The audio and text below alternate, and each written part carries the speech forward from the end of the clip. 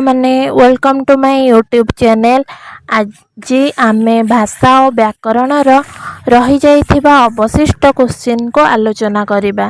तो आज आमर प्रथम क्वेश्चन हेउची बृहत कथा केउ भाषा रे रचित। आमर उत्तर हेउची पैशाची प्राकृत। आमर परवर्ती क्वेश्चन हेउची स्वर त्रिकोणर परिकल्पना किए करिथिले। तो आमर उत्तर हेउची दानिएल जोन्स। परवर्ती क्वेश्चन हेउची न कि प्रकार ध्वनि। आमर उत्तर हेउची दंत्य ध्वनि। परवर्ती क्वेश्चन ताहा कि प्रकार सर्वनाम। आमर उत्तर हेउची निर्देशक सर्वनाम। परवर्ती क्वेश्चन लिंग पुरुष काल वचन और विभक्ति भेदरे केउ पदर कौनसी परिवर्तन घटे नाही। आमर उत्तर हेउची अव्यय पदर। ध्वनि विज्ञान पुस्तकर रचयिता किए। उत्तर हेउची गोलोक बिहारी धल। भारतीय आर्य भाषार तुलनात्मक व्याकरण इंग्राजी रे किए लिखिथिले। आमर उत्तर हेउची जॉन बीम्स। ओडिया रे व्यवहृत उपसर्ग गुड़िक कि प्रकार प्रत्यय। आमर उत्तर हेउची पूर्व प्रत्यय। त कि प्रकार ध्वनि। आमर उत्तर हेउची मूर्धन्य ध्वनि। परवर्ती क्वेश्चन हेउची औ कि प्रकार ध्वनि। आमर उत्तर हेउची संधि स्वर। परवर्ती क्वेश्चन हेउची य केउ प्रकार ध्वनि। आमर उत्तर हेउची अर्ध स्वर ध्वनि। परवर्ती क्वेश्चन हेउची अष्टाध्यायीर स्रष्टा किए। आमर उत्तर हेउची पाणिनि।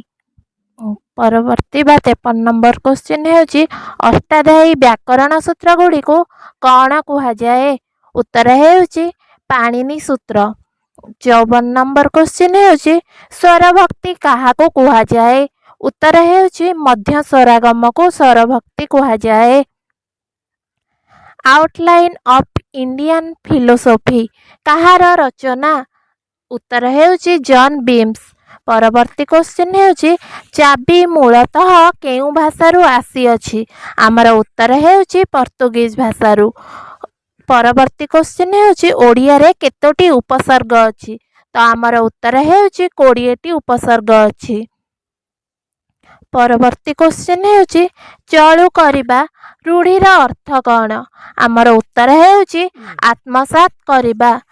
परवर्ती क्वेश्चन हेउची प्रकृत वस्तुर निषेध करी अप्रकृत वस्तुर स्थापना को कौन कुहा जाए। तो आमर उत्तर हेउची अपन्नति। परवर्ती क्वेश्चन हेउची साहित्य दर्पणर स्रष्टा किए। आमर उत्तर हेउची विश्वनाथ कविराज। परवर्ती क्वेश्चन हेउची पृथ्वीर बृहत्तम भाषा परिवार किए। उत्तर हेउची इंडो यूरोपीय भाषा परिवार। परवर्ती क्वेश्चन हेउची केउ भाषा को पाणिनि छंदस कहिचंती। आमर उत्तर हेउची वैदिक संस्कृत भाषा को पाणिनि छंदस कहिचंती।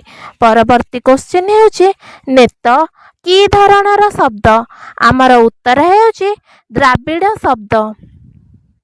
आमर परवर्ती क्वेश्चन हेउची ख केउ धरणर वर्ण। तो आमर उत्तर हेउची कंठ्य वर्ण। परवर्ती क्वेश्चन हेउची समास रहित गद्य रीतिर नाम कौन। आमर उत्तर हेउची मुक्तक। परवर्ती क्वेश्चन हेउची आम वर्णमालार अ आ लिपिद्वय केउ लिपि सह समन्वय रक्षा करे। आमर उत्तर हेउची तामिल बटलेतु लिपि। ओडिया लिपि सहित तिब्बतीय वास्तुलिपिर संपर्क अछि बोली किए कहिचंती। उत्तर हेउची खगेश्वर महापात्र। परवर्ती क्वेश्चन हेउची व्याकरण कौमुदी स्रष्टा किए। तो आमर उत्तर हेउची गोपाल चंद्र पट्टनायक।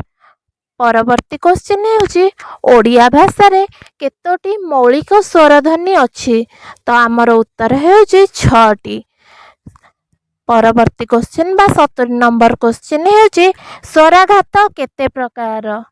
ଆମର ଉତ୍ତର ହେଉଛି 2 ପ୍ରକାର।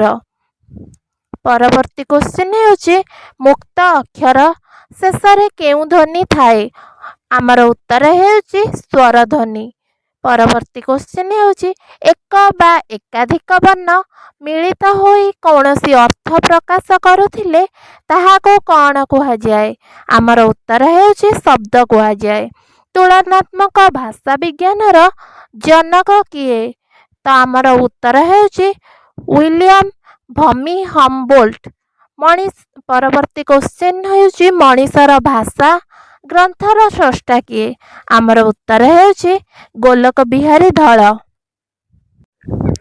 ଆମର ପରବର୍ତ୍ତୀ କ୍ୱେଶ୍ଚିନ୍ ହେଉଛି ଶବ୍ଦ ଓ ଧାତୁ ପରେ ଯେଉଁ ପ୍ରତ୍ୟୟ ଯୋଗ କରାଯାଏ ପଦ ସୃଷ୍ଟି କରାଯାଏ ତାହାକୁ କ'ଣ କୁହାଯାଏ? ଆମର ଉତ୍ତର ହେଉଛି ବିଭକ୍ତି। ପରବର୍ତ୍ତୀ କ୍ୱେଶ୍ଚିନ୍ ହେଉଛି ବାକ୍ୟରେ କ୍ରିୟା ସହିତ ଯେଉଁ ପଦର ଅନ୍ୱୟ ଥାଏ ତାହାକୁ କ'ଣ କହନ୍ତି? ଆମର ଉତ୍ତର ହେଉଛି କାରକ। ଯେଉଁ ପଦ ବିଶେଷ୍ୟ ପଦର ଗୁଣ, ଅବସ୍ଥା, ପରିମାଣ କିମ୍ବା ସଂଖ୍ୟାକୁ ବୁଝାଏ ତାହାକୁ କ'ଣ କହନ୍ତି? ଆମର ଉତ୍ତର ହେଉଛି ବିଶେଷଣ। ପରବର୍ତ୍ତୀ କ୍ୱେଶ୍ଚିନ୍ ହେଉଛି ଯେଉଁ ପଦ କୌଣସି ନାମ, ଜାତି, ବସ୍ତୁ, ଗୁଣ ଓ କ୍ରିୟାକୁ ବୁଝାଏ ତାହାକୁ କ'ଣ କହନ୍ତି? ଆମର ଉତ୍ତର ହେଉଛି ବିଶେଷ୍ୟ ପଦ। ପରବର୍ତ୍ତୀ କ୍ୱେଶ୍ଚିନ୍ ହେଉଛି ବିଶେଷ୍ୟ ପଦ କେତେ ଭାଗରେ ବିଭକ୍ତ? ଆମର ଉତ୍ତର ହେଉଛି 5 ଭାଗରେ।